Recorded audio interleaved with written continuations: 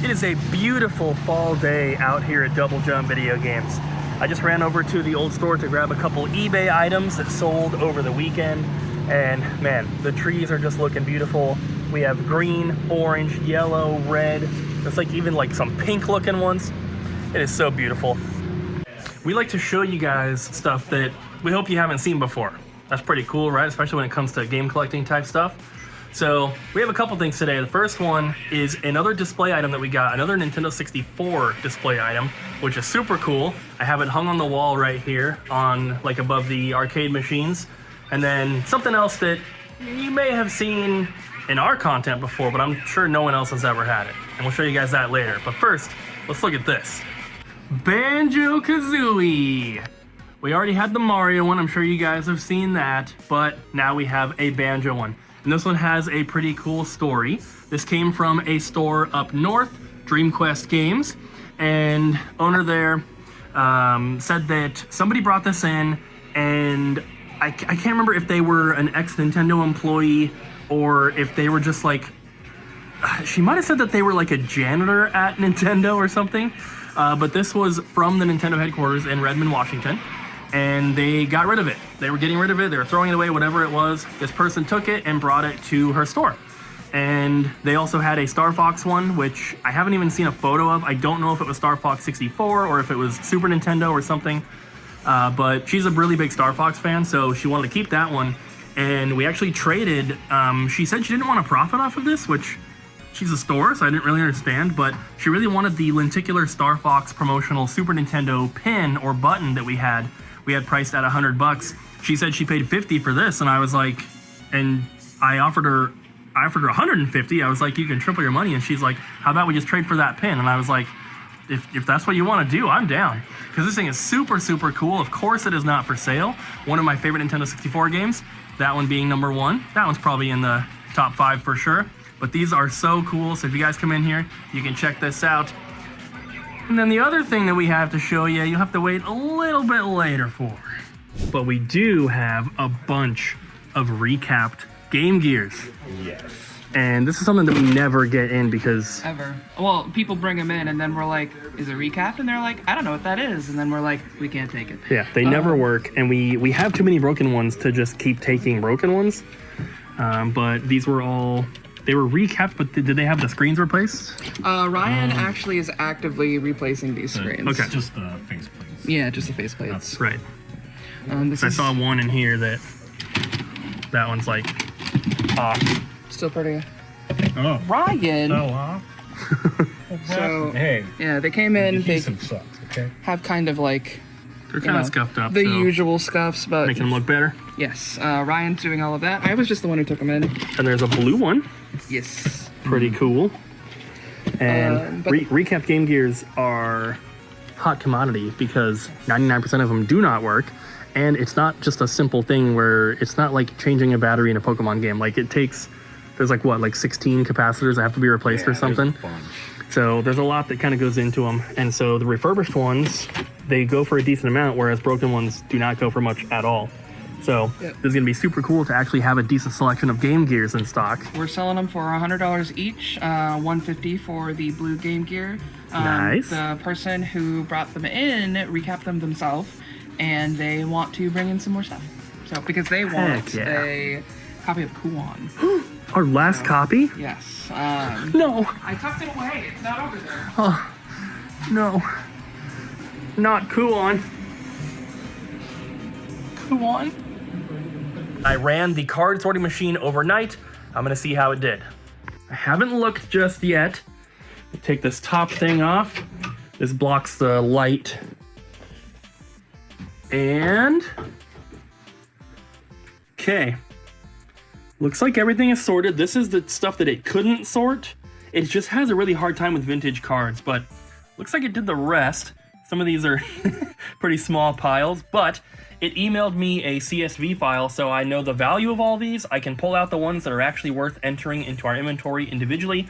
Then the rest, I can just make sure I figure out which sets they are, and they can start going into our little bulk thing, which is right over here. So customers will, well, that one has scrap in it, but customers will be able to shop for these bulk cards. And I'm creating custom artwork to go on the front part here so that people can be like, oh, well, can I see the fossil bulk or whatever? And then we'll pull that tub out and let them look through. It's gonna be pretty sweet.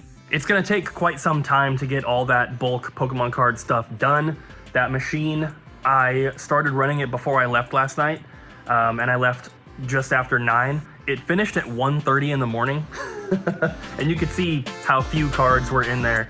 If it had actually sorted all those stacks and did the vintage stuff, it would have been okay, but it'll take a while to do that. But we do have a ton of new video game trade-ins that are going out on the shelves today. So let's take a quick look at these before they start getting moved.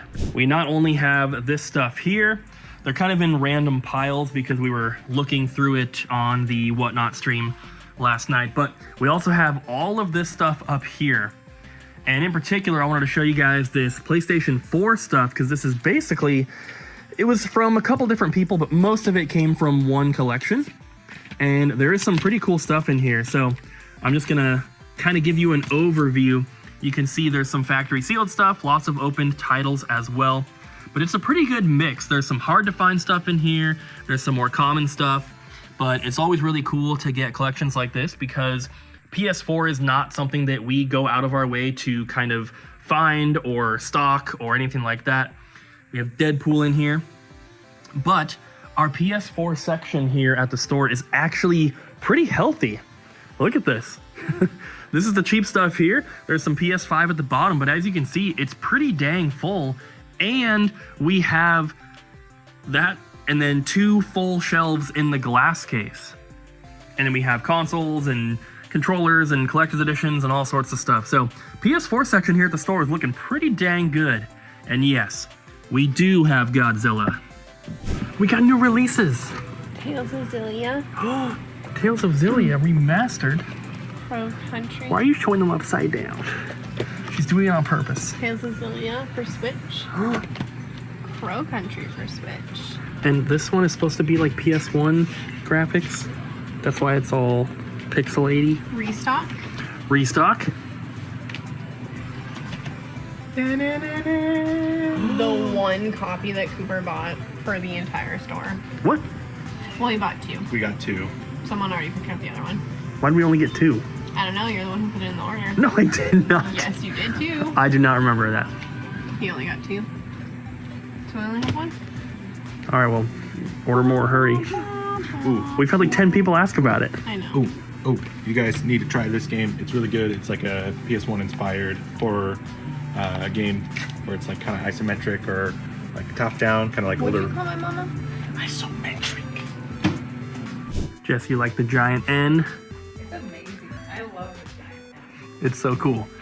And we have our little Star Wars ships over here. Obviously, we have the Blockbuster sign. We have the Wolfenstein blimp. We have the Star Fox assault thing. There's all sorts of signs, and we have the kiosks and stuff. But I think that we need more. So, if anybody watching has the big Kirby plush N64 hanging display, I would only want it if it's got the little topper cardboard piece, but if anyone has it, please let me know. I'm interested in buying one for the store. Or anything else super cool you think would go good in the store here, especially anything that we can kind of like hang from the ceiling. That stuff can kind of go anywhere, and it doesn't really take up wall space or floor space, so that's the best kind of stuff. We can always make room for it. I came in early this morning and also stayed super late last night to do this. It's not final. Some of the stuff's not gonna be here. I just wanted to fill it up so it didn't look empty, but we got the grid hung up here. We're going to have binders. Looks like we already sold, I think there was 2 of these in here this morning. But we're gonna have binders, play mats, deck boxes, sleeves, pages for binders, all sorts of stuff like that. We've already placed the order. Should be coming in just a few days, but it's gonna be pretty cool in our Pokemon Center here to expand and have a wider variety of TCG accessories, because people need that stuff. Just like this random red binder. I don't know where this came from, but there it is. Guess what we sold today, Ariel? A video game. We sold 2 of, a couple, but we sold 2 of an item that we haven't sold since we opened here. And we sold 2 of them today. Oh, is this like a riddle or something? No. You want me to figure it out? I mean, if you want to take a guess, but it's interesting because Oh, I know what it is. They're technically not stickered. They're not. We just have to wait for someone to ask, but they asked today. Oh, and some people have the hubris to ask about anything. Like, is that for sale? No. Is that for sale? Nothing back here on the walls, display-wise, is for sale. But these guys are for sale. yes, they are the official Standees. You might notice a gap here, and then we didn't have Cyclops before. Who do we have here before? Darth Vader. Yes. Yes. And guess who bought Darth Vader? Oh yeah, that John guy. Oh, yeah. John Hancock bought Darth Vader. And then we had another customer buy the Cheshire Cat that was up here. These are for sale. They are 100% officially licensed. I searched, this was like 2 years ago. Yeah, we've had these for a while. Yeah, but I searched for a company that produced officially licensed ones because there's like sketchy websites where you can get a custom one made of whatever you want, and they'll probably print you licensed stuff. But these are 100% official. Got some info right here, and we bought these for the store way before we had ever moved, and they were just being kept in storage. We have the Chucky one, we have Gizmo, we have Wicket, and we have a ton more that just are not put together yet. They're still sealed and new. So how much is this one? 100. Okay, put it on my tab. So they are for sale, but we don't have them like priced because they're cool to display as well. But anytime one sells, we're just going to replace it with another one until we run out. Then we'll place another order. So we kind of showed this a little bit in a previous video and had a couple comments of people saying that they wanted to see more of this and learn more about it. So I'll tell you guys a little bit, and if it seems interesting to you, I would definitely recommend looking up some other videos and checking it out, because this thing has already proven to be extremely useful even for our business. And we do quite a bit of Pokemon cards, but we're not a card store. We're always going to be video games first. So if you do have a card store and you don't have an automatic sorting machine, you kind of need one, because even we need one. So this is the Magic Sorter. These machines are made in Italy, so they're not as expensive as a lot of these sorting machines out there, but they're not cheap either, including shipping from Italy to the United States with like import fees and tariff and all that kind of stuff. We paid around $4,000 to get this thing. Luckily, it didn't arrive damaged, and I didn't have to replace any parts right off the bat, but I have heard that some people have had to do that when they buy this unit. So it was a little bit of a pain to kind of like get it set up for the first time, but after that, it's been pretty smooth sailing. I had a couple issues here and there, but it was just basically because I didn't really set it up properly. Now I've learned kind of how to mess with all the settings for both the camera and the hardware settings, and it's been working great.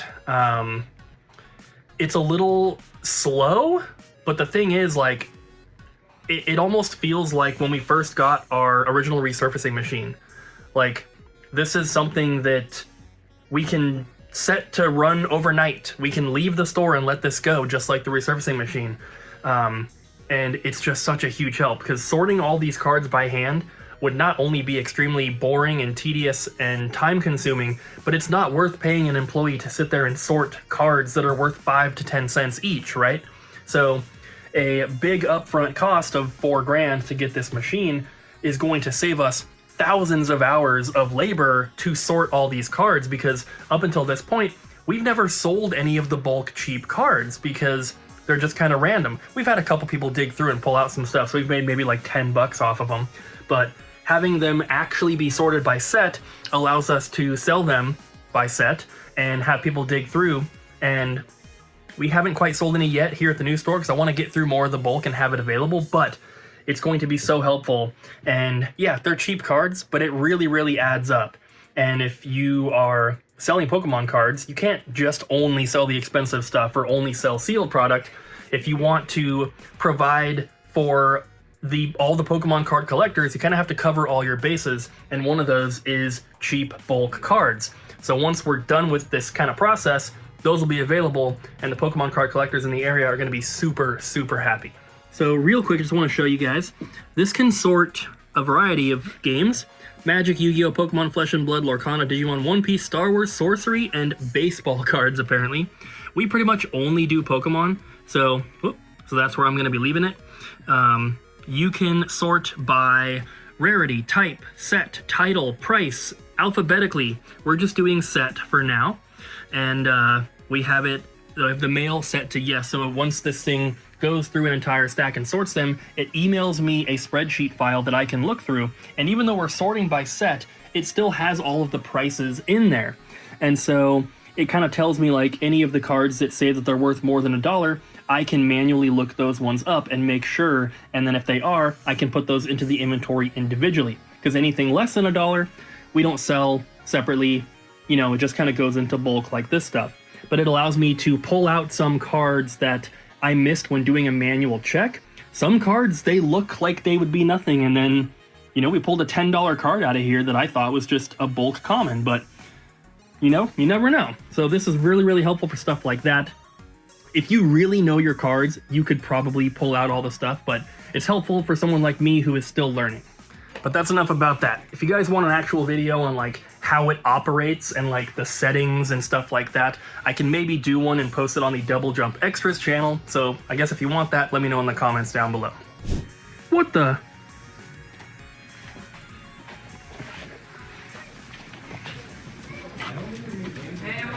What is this? Another Famicom. Another one? Yeah. A brick. What the heck? It's beautiful. Why do rare consoles come in like duplicates here? It's because we're that awesome. We're double good. It's like they can smell the other console and they're like, oh, my kind's there. And they gather like, you know, like ducks. Yeah. Gather like ducks. So we got that Master System 2 traded in, and then somebody else brought another one that was complete in box. We unfortunately had to pass because we couldn't properly test it because it was a PAL one. Couldn't get it to like do anything. But now I see this back in the new trade-ins, and guess what? There's another one. What the heck? I don't know how that happens, but that kind of stuff seems to happen all the time. It happened with those Godzilla games for PS4, happened with the Master System 2, and now boxed Famicom Edition Japanese import Game Boy Micros. Like, what the heck? We've maybe only ever had 1 or 2 of these ever in 7 years, and now all of a sudden we have 2 of them at the same time. What are the chances? What is that noise? What's that noise back here? There shouldn't even be anyone back here. Oh, what are you doing?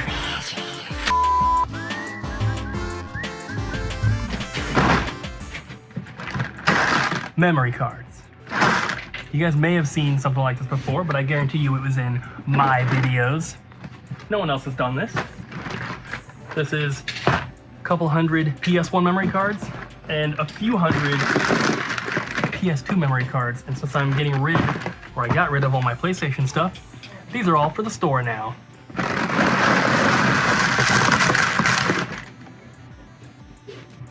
This one says Linux on it. My original goal was to have 1 memory card per game, specifically for PS2 because they have the memory card slot in the cases. And Which is insane, by the way. Why would you do that to yourself? Because it's fun. But yeah, you can see you got a lot of these from Goodwill over the years, a lot of them just random places. The dream isn't dead though, because I'm still doing it for GameCube. That's true. Yep. And those also have the slots for them. But PS1 didn't, and I got rid of my PlayStation stuff, so now these are for the store. And we have lots of the standard ones, which would be black, blue, and red. But there's also like some of the emerald green ones. There's some white ones. There's even silver, and then all sorts of other cool special colors. Some of them are Japanese exclusive. So I don't know how long it'll take, but we need to get these in the system. Where's that one that Bobby stole? The one that Bobby purchased. Oh, Bobby bought it? How much did you buy it for? Was it 25? Let's see. I stole it, and then you stole $25 from me. No, I didn't. Bobby wanted this Ape Escape one because it's so freaking cool. It's really cool. It's official, Japanese exclusive. The memory card is painted yellow, like official. It's not like a custom one, but that is a sticker on there. But still, this is how they came. You can find these on eBay. Pretty sweet. Thank you, Coop. Bobby's the PlayStation guy, so he had to have it. Thank you guys so much for watching today's video. I really hope you enjoyed, and we'll see you next time.